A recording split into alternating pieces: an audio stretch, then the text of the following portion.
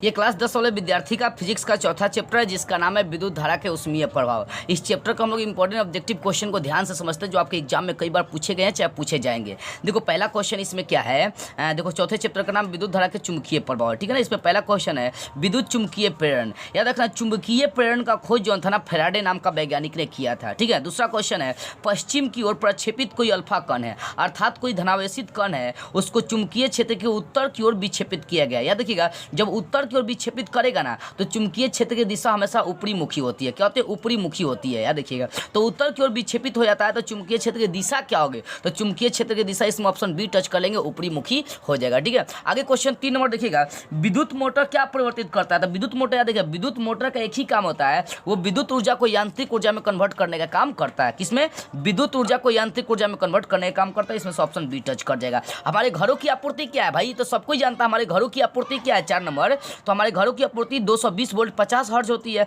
तो ध्यान दीजिए 220 वोल्ट 50 हर्ट्ज कौन सा धारा? तो वो होता है प्रत्यावर्ती धारा होती है। तो बोला कि 220 वोल्ट पर प्रत्यावर्ती धारा होती है। इसमें ऑप्शन सी हो जाएगा। बहुत सारा ऑप्शन दिया, ऑप्शन भी अब देख लीजिए। तो इसमें से ऑप्शन हम लोग कौन सा टच कर लेंगे? सी टच कर लेंगे, ठीक है। अगला क्वेश्चन स्विच तार किसमें लगाए जाते हैं? देखो स्विच जो होता है ना वो हमेशा गर्म तार में ही लगाया जाता है। किसमें यूज करी जाती है? गर्म तार में प्रयोग करी जाती है। आगे क्वेश्चन हम लोग समझते हैं बारीकी से। अभी तक 6 क्वेश्चन क्लियर, 5 क्वेश्चन हम लोग क्लियर किए हैं। छठा क्वेश्चन क्या है? देखो छठा क्वेश्चन है कि बैटरी से किस प्रकार की धारा प्राप्त होती है? सबको जानता है बैटरी से जो होती है ना दिश धारा प्राप्त होती है, ऑप्शन बी। अगला 7वां नंबर वह उपकरण जो विद्युत ऊर्जा को यांत्रिक ऊर्जा में बदलता है। विद्युत ऊर्जा को यांत्रिक ऊर्जा में, विद्युत मोटर कहलाएगी। अभी तो बताया तो क्वेश्चन इसके ऊपर, ये बी क्लियर हो जाएगा। अगला क्वेश्चन हम लोग 8वां देखते हैं विद्युत धारा उत्पन्न करने वाले युक्ति को जनित्र कहते हैं। सबको जानता है जनित्र, कई बार देखो पूछा है क्वेश्चन, ठीक है ना। अगला चलते हम लोग क्वेश्चन, अभी 8 को क्लियर होगा, 9वां क्वेश्चन 10वां 11वां ये सब हम लोग आगे क्वेश्चन देखते हैं। 8 नंबर क्वेश्चन है, 8 नंबर तो हो गया।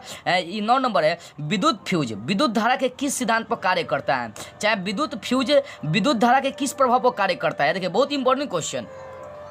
तो विद्युत जो फ्यूज होता है ना वो धारा के ऊष्मीय प्रभाव पर, ऊष्मीय सिद्धांत पर कार्य करता है। इसमें से ऑप्शन ये टच हो जाएगा, ए टच हो जाएगा। देखो ऊष्मीय सिद्धांत मतलब देखो अगर पूछेगा फ्यूज कौन सिद्धांत पर, फ्यूज जो मतलब फ्यूज का काम क्या होता है? वो हमारे उपकरणों को जलने से बचाता है। हम लोग सबको उपयोग करते हैं। फ्यूज नहीं होगा तो भाई हमें बहुत हानि पहुंच सकती है। इसलिए इस चीज़ को समझिए, ध्यान से देखिए। तो हम लोग यहाँ पर समझ रहे थे विद्युत फ्यूज विद्युत धारा के किस सिद्धांत पर कार्य करता है? चाहे विद्युत फ्यूज विद्युत धारा के किस प्रभाव पर कार्य करता है? तो ऊष्मीय प्रभाव पर कार्य करता है। ऑप्शन ए टच कर लीजिएगा। विद्युत फ्यूज क्या आधारित है? तो ऊष्मीय पर आधारित है ना। अभी तो बताया था, ऊपर भी क्वेश्चन वही क्या था, ऊष्मीय। यह बोले कि विद्युत फ्यूज आधारित है तो धारा के ऊष्मीय प्रभाव पर ऑप्शन इसमें से टच कर लेंगे, ए टच कर लेंगे, ठीक है ना। अगला क्वेश्चन जैसा हम लोग समझते हैं, ठीक है।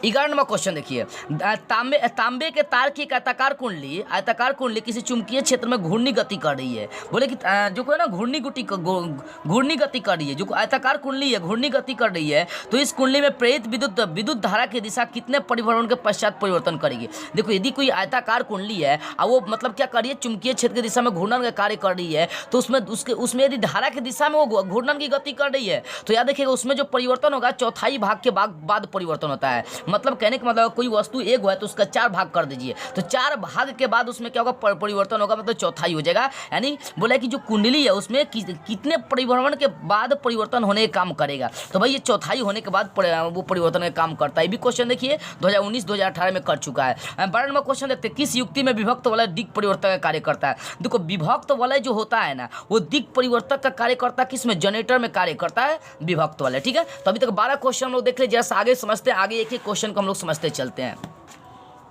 एक एक क्वेश्चन को ध्यान से समझिए। अभी तक 12 क्वेश्चन हम लोग देख लिए, आगे देखते हैं। आगे क्वेश्चन 13 नंबर देखिए।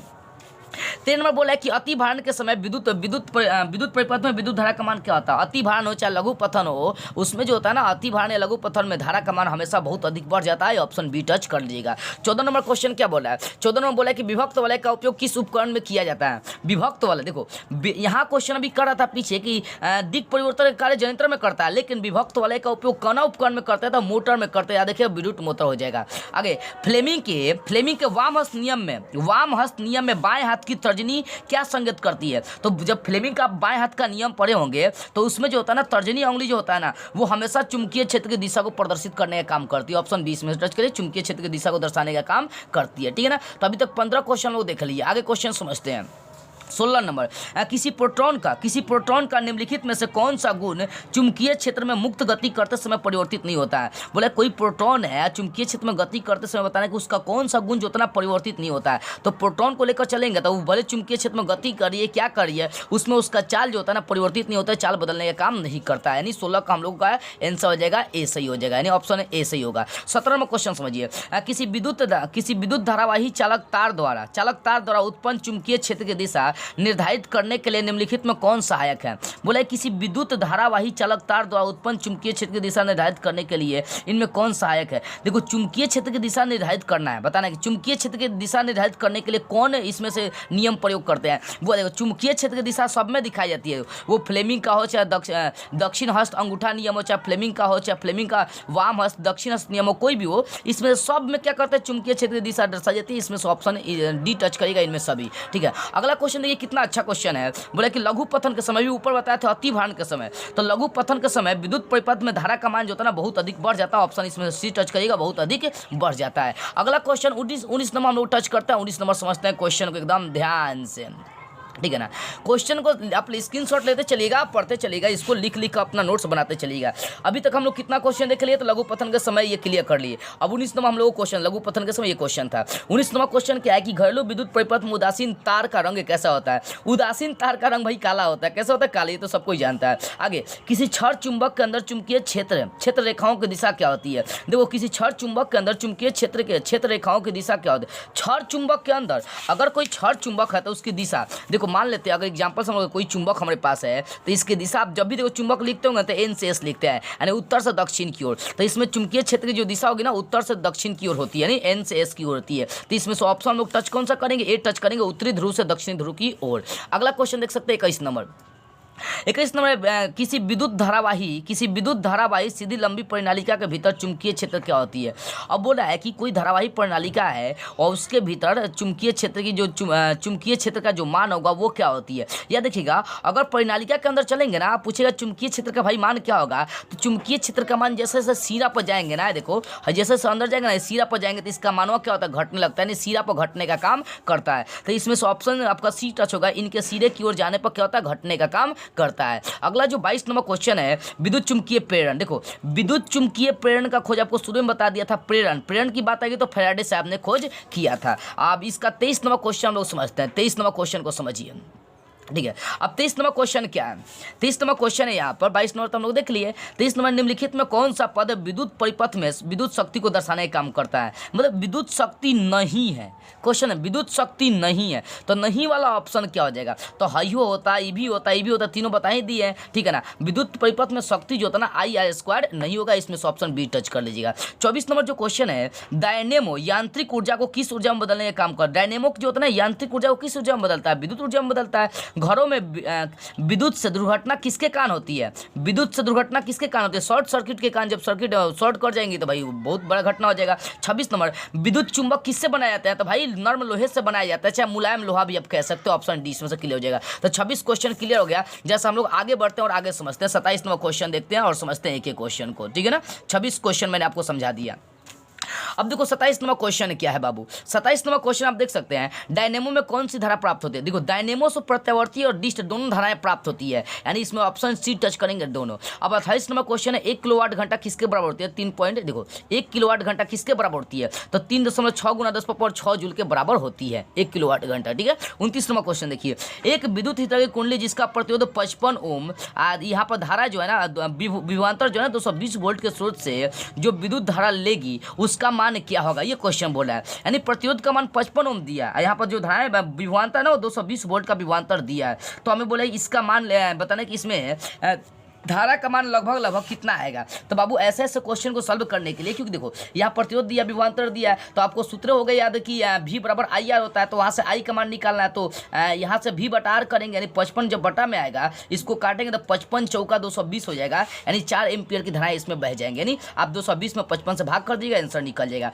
30 नंबर क्वेश्चन है कि किसी विद्युत चुंबक बनाने के लिए प्राय किस पदार्थ के छड़ का उपयोग करते हैं। अभी बताया लोहा का उपयोग करते हैं, नरम लोहा, तो इसमें से ऑप्शन हम लोग टच कर लेंगे कौन सा, नरम लोहा, ऑप्शन सी क्लियर हो जाएगा, ठीक है। आगे क्वेश्चन मतलब 30 क्वेश्चन हम लोग देख लिया, इसमें लगभग 35-40 क्वेश्चन हम लोग सॉल्व करेंगे, ठीक है। अभी 30 नंबर क्वेश्चन हो गया कि विद्युत चुंबक बनाने के लिए किसका, तो नरम लोहे का हम लोग प्रयोग करते हैं। 31 नंबर क्वेश्चन क्या है, विद्युत यंत्र किस सिद्धांत पर कार्य करता है, किस सिद्धांत पर आधारित है, तो जनित्र आएगा ना। विद्युत फ्यूज बताए थे कि उष्मीय प्रभाव पर कार्य करता है, लेकिन जनरेटर जो होता है ना विद्युत धारा के चुंबकीय प्रभाव पर कार्य करता है, विद्युत चुंबकीय प्रेरण पर कार्य करता है, ठीक है ना। इसमें ऑप्शन डी आप टच कर लीजिएगा। आगे है 32 नंबर, बिजली घंटी विद्युत धारा के किस प्रभाव पर कार्य, बिजली वाली जो घंटी होती है वो विद्युत धारा के किस प्रभाव पर कार्य करती है, चुंबकीय प्रभाव पर कार्य करती है। अब देखो बोला है किसी एसी जनित्र तथा डीसी जनित्र में एक मूलभूत अंतर क्या है। देखो एसी और डीसी में क्या अंतर है ये आपको बोल रहा है, तो ऑप्शन इसमें सब छोड़िए, अंतिम ऑप्शन देखते हैं। एसी जंत्र में सर्पी वाले होता है, जबकि डीसी जंत्र में दिक् परिवर्तक होता है। यही अंतर होता है कि एसी में सर्पी वाले का प्रयोग करते हैं, जबकि डीसी में दिक् परिवर्तक का कार्य होता है, चाहे दिक् परिवर्तक का उपयोग होता है। तो ऑप्शन डी इसमें से आप देख लीजिएगा, ठीक है। अगला क्वेश्चन हम लोग समझते हैं ध्यान से। अभी तक हम लोग क्वेश्चन देख लिए, इसमें से हम लोग क्वेश्चन अभी तक देख लिए हम लोग 34 गो क्वेश्चन नहीं 33 गो क्वेश्चन हम लोग देख लिए हैं।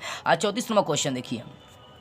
34 नंबर क्वेश्चन, निम्नलिखित में से कौन किसी लंबे विद्युत धारावाही तार के निकट चुंबकीय क्षेत्र का सही वर्णन करता है। लंबे तार में बताना है कि चुंबकीय क्षेत्र का सही वर्णन कौन करता है। देखो वो लंबे तार में, अगर इसको हम लोग चित्र के माध्यम से समझे, चुंबकीय अगर लेकर चलते हैं, मैंने अभी समझाया था, मान लो कि लंबा तार है, तो चुंबकीय क्षेत्र की दिशा को कौन इसमें दिखाने का काम करेगा। देखो संकेंद्रीय क्षेत्र में जो होता है ना, केंद्र तार होता है। संकेंद्रीय, अगर मान लो यहाँ से कोई क्षेत्र गुजर रहा है, तो एगो तो पहले से तार है, एगो क्षेत्र गुजरा वो भी तार का काम करेगा, तो दोनों संकेंद्रीय हो जाएगा, तो संकेंद्रीय में ये काम करता है। ऑप्शन सी आप देखिएगा जरा सा, ऑप्शन सी क्या है, तो चुंबकीय क्षेत्र की संकेंद्रीय क्षेत्र का जो केंद्र होता है ना वो तार ही होता है। मतलब अगर चुंबकीय क्षेत्र की दिशा लेकर चलेंगे किसी तार में, तो उसमें तार भी और चुंबकीय क्षेत्र भी दोनों एक संकेंद्रीय रेखा का काम करते हैं। ऑप्शन इसमें से सी क्लियर हो जाएगा, ठीक है। अगला क्वेश्चन आप समझिए यहाँ पर 35 नंबर क्वेश्चन कि वैद्युत चुंबकीय प्रेरण की परिघटना है, मतलब वैद्युत चुंबकीय प्रेरण की परिघटना को कौन दर्शाने का काम करता है। तो इसमें बहुत सारा ऑप्शन दिया, आप ऑप्शन पढ़ लीजिए, मैं आपको डायरेक्ट इसमें समझा रहा हूँ। कुंडली तथा चुंबक के बीच अपेक्षित गति के कारण ही ये विद्युत चुंबकीय प्रेरण की परिघटना होती है। देखो क्या होता है ना, इसका एक एग्जांपल समझिए, कुंडली और चुंबक के बीच जब लगातार परिवर्तन करी जाती है ना, तो वहाँ पर भाई विभवांतर उत्पन्न होता है, मतलब विद्युत वाहक बल उत्पन्न होता है, फिर धाराएं उत्पन्न होती है। इसी को हम लोग विद्युत चुंबकीय प्रेरण की घटना कहते हैं। तो ऑप्शन डी टच करेगा, चुंबक तथा कुंडली तथा चुंबक के बीच अपेक्षित गति कराई जाती है, तब वहाँ पर धाराएं उत्पन्न हो जाती है। ये वाला ऑप्शन हम लोग का क्लियर हो जाएगा। 36 नंबर जो क्वेश्चन है, निम्नलिखित में कौन चुंबकीय पदार्थ नहीं है। देखो पीतल जो होता है ना चुंबकीय पदार्थ नहीं होता, इसमें चुंबक सटाएंगे तो नहीं सटने का काम करेगा। 37 नंबर जो क्वेश्चन है इसको मैं दिखाता हूं आपको। 37 नंबर क्वेश्चन ध्यान से आप समझिएगा, ठीक है। 37 नंबर क्वेश्चन है, एक पूरे चक्र में, देखो एक पूरे चक्र में अगर प्रत्यावर्ती धारा का मान पूछेगा ना, पूरा जब घूम जाएगा ना, तो उसमें प्रत्यावर्ती धारा का मान 0 होता है। ऑप्शन इसमें से सही हो जाएगा, कौन सा, ये 0 सही हो जाएगा। 38 नंबर क्वेश्चन, विद्युत धारा के चुंबकीय प्रभाव का, ले भैया फिर क्वेश्चन कर दिया। देखो विद्युत धारा के चुंबकीय प्रभाव का, चुंबकीय प्रेरण पूछता ना तो भाई वहां पर फैराडे मारते, लेकिन बोले चुंबकीय प्रभाव का खोज किसने किया, तो ओस्टेड साहब ने किया था। तो इस तरह से इस चैप्टर के इंपॉर्टेंट 38 को मैंने आपको क्वेश्चन समझाया, जो आपके एग्जाम के लिए बड़ी इंपॉर्टेंट है। तो इन सभी का आप क्या करिएगा, स्क्रीनशॉट लेकर बढ़िया से लेकर याद करिएगा और समझिएगा, ठीक है ना। आपको तो मैं सारी बातें समझा दिया, तो बस आज के चैप्टर में आपका इतना ही ऑब्जेक्टिव रहेगा।